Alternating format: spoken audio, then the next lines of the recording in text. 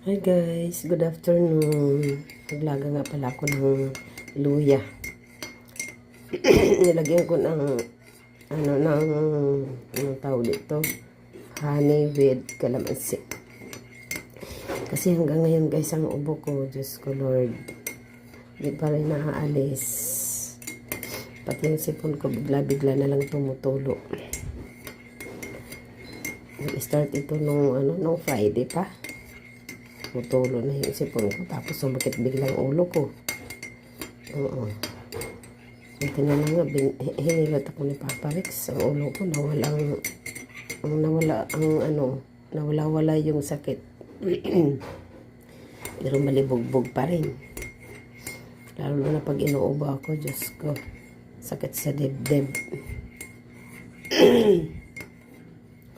So, ito yung guys, ito yung iinumin ko. Inumin ko.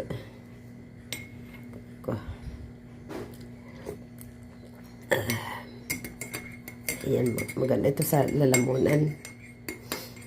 Ayan guys. So, yan lamang guys. Ang may share ko sa inyo.